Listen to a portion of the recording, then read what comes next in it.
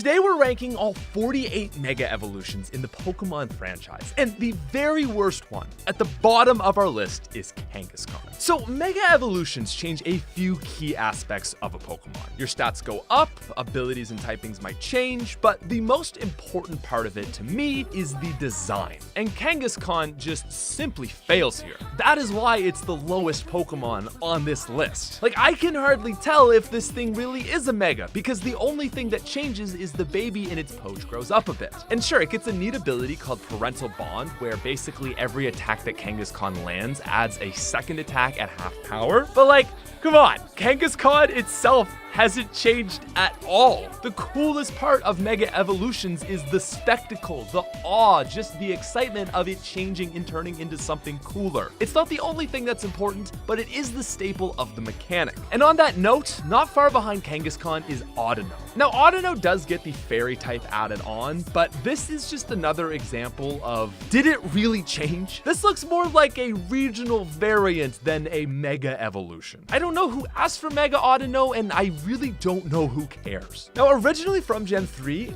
Camerupt is another Pokemon that I feel very strongly about. What is this thing? This almost looks like a prior evolution. Its design looks childish, weird, and I get what they're going for with like the volcano actually erupting, but it just doesn't look good. It's not intimidating, it's not cool, and it's just not a Pokemon that people even really care that much about to begin with. And closely related to that is Sharpedo. What did they do to my man? So to be fair, I feel like Sharpedo is a bit of an awkward design to try to change, because it's really just like the head of a shark. But maybe they could have tried incorporating the torpedo aspect a little bit better. Like, make the backside of its longer, not its front. They literally just slapped on a few more specks of yellow and gave it a bigger nose. And yet another Gen 3 Mon whose design I absolutely hate is Glalie. Is this worse? Like, I think so. Glalie has a cool design for a Pokemon, and this is weird. The only redeeming feature to put it above Sharpedo and Camerupt is that this at least looks a little bit more intimidating, but overall, certainly not an upgrade. Okay, now I promise this is the last Gen 3 of this little section, but we gotta talk about Manectric. Oh my god.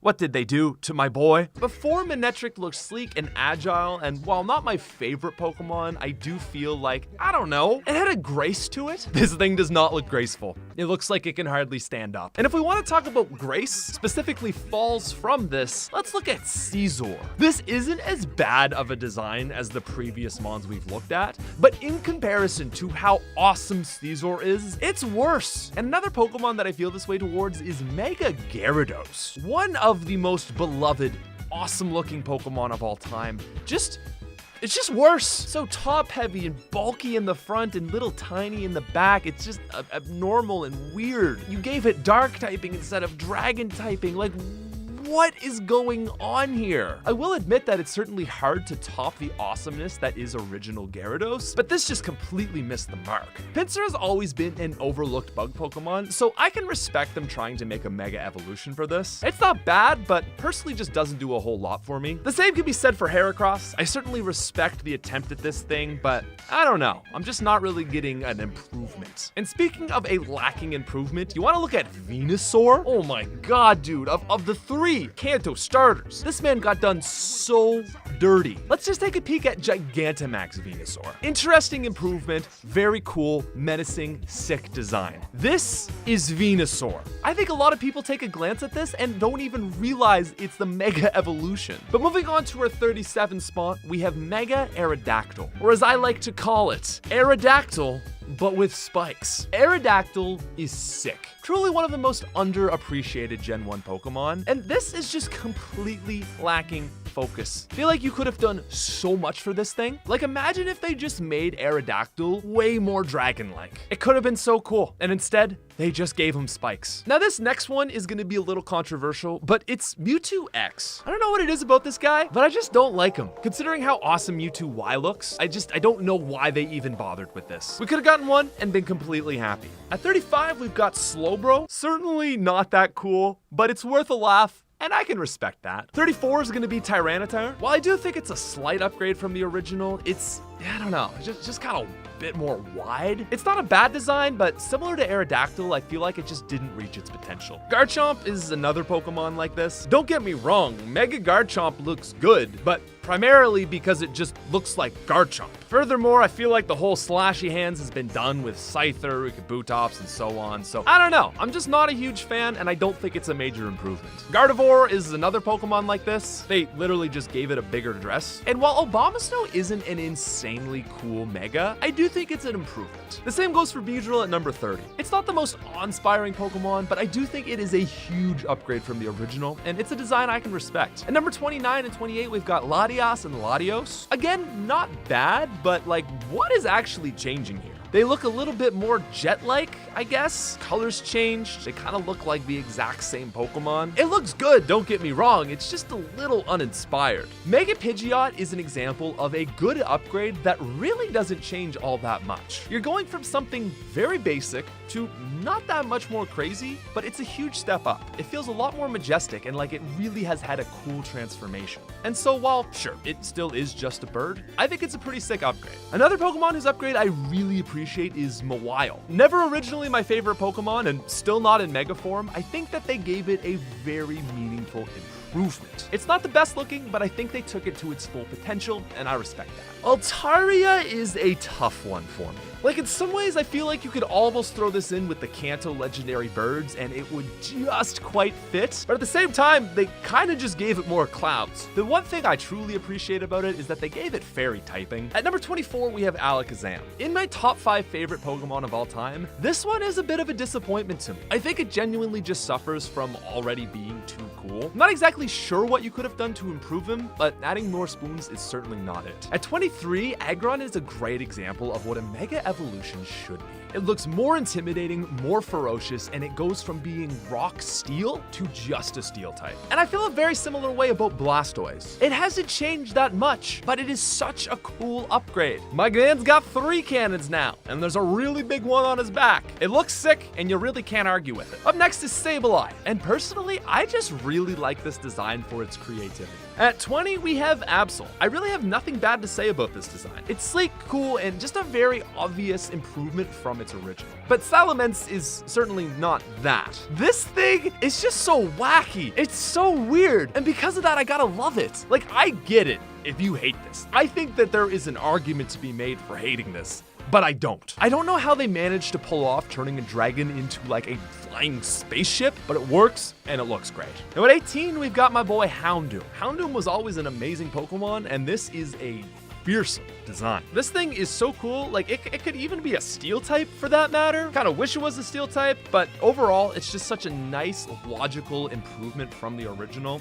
Fantastic design. At number 17, we've got the first of the Charizards. Charizard Y is a pretty uninspired form that is really not much of an improvement from its original. The only reason I'm putting it this high is because it gets Drought, which activates Sun, and that is incredible. At number 16, we have Medicham. Dude, this is what Megas should be. What a total package upgrade. It doesn't need type changing, it doesn't need abilities, it just takes the original design and makes it better. And at number 15, possibly a controversial take, we have Mega Gengar. I think my problem with Mega Gengar is that regular Gengar is just already so good. I don't look at its Mega being this awesome, better, huge improvement. It's just different. I love it, I think it's sick, but I don't know. It's just hard to improve upon perfection. Although I will say Metagross comes pretty close. When you really think about it, there is such little change with this design, yet they still managed to make it look exponentially more fearsome. Now, next up at number 13 is Lopunny. I think this is the perfect example to show that Megas don't have to be insanely scary. Alternate forms don't have to be Godzilla. They don't have to be this over-the-top insane thing. You take Lopunny, it's kind of a awkward, weird design that's a little sexualized if we're being honest. And you turn it into this badass looking fighter with crazy long hair, give it a fighting typing. It is not the best Mega Evolution. But when you take its original design and look where it ends up, it is an incredible transformation. Now, at number 12, I don't have anything extremely deep to say about Ampharos. I like Ampharos, I like its hair, and I like that it gets dragon typing. At number 11, we have Gallade. This is a completely inspired design that really shows the potential Gardevoir had and was missed out on. Now, ladies and gentlemen, topping out our number 10 spot is Lucario. Already a sick design. I'm honestly impressed that they managed to improve upon it, but they truly did. Mega Lucario is the definition of menacing. This is that showstopper. You're in a battle and someone pulls out the Mega Lucario. It is scary. It looks so sick. It looks like it is ready to sweep you. And I mean, honestly, that's kind of what it does. Lucario is so good to begin with, and I'm amazed that they managed to make it look even better. At number 9, we've got Diancie. I'm honestly surprised in myself to be putting it this high, but man, it looks sick. It looks grand. It looks huge. It looks massive. It just looks so clean. I don't really like the concept of mythical Pokemon, but man, this thing deserves that status. Now, at number 8, we finally got to the big lad himself, Charizard X. This is what I want of a Charizard. Oh, I'm sorry, what is it that we want in a Charizard? It's dragon typing.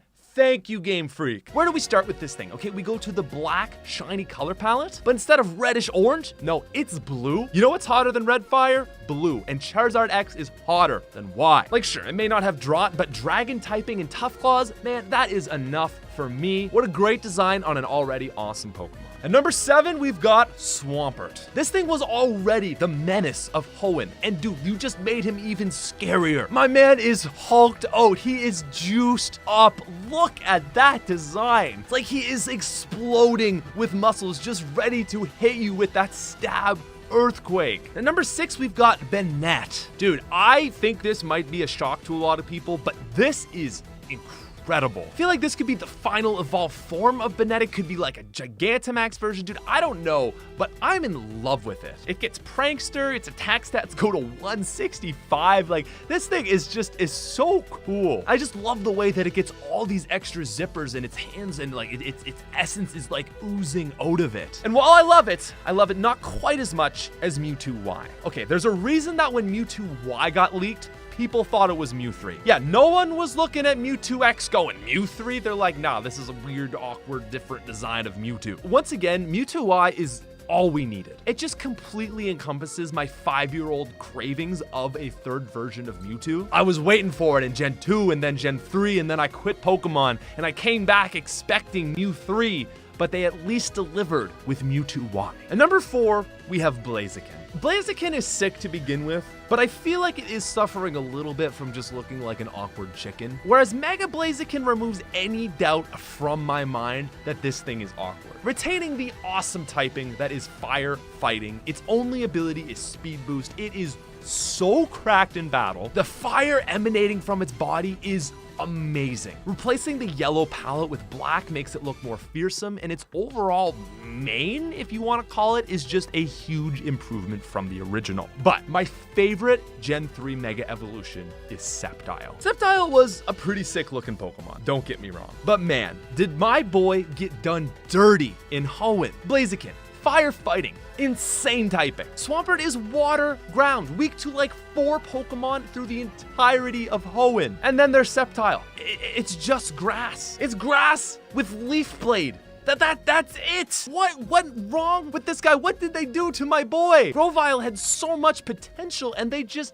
fumbled the final evolution in every way. But Mega Sceptile is redemption. Giant tail, more ferocity, and the best thing of all, Grass Dragon. What a glow up. This is what I'm talking when we look at Mega Evolutions. Complete redemption arc, completely ferocious. Sceptile is my favorite of the Gen 3 starters. Now I want to take you guys all the way back to the first gym ever. You guys remember Brock, right? He's got that Onix. Brock's Ace Onix is probably the most pathetic Pokemon on a gym in the entire franchise. Dude, Charmander can take this thing down. Caterpie has higher attack than it. Gen 1 Onix is the laughingstock of the series. So Gen 2 comes around, and what does Game Freak do? They boost up my boy. They crank up the defense, give my man Steel ground typing, and you know what?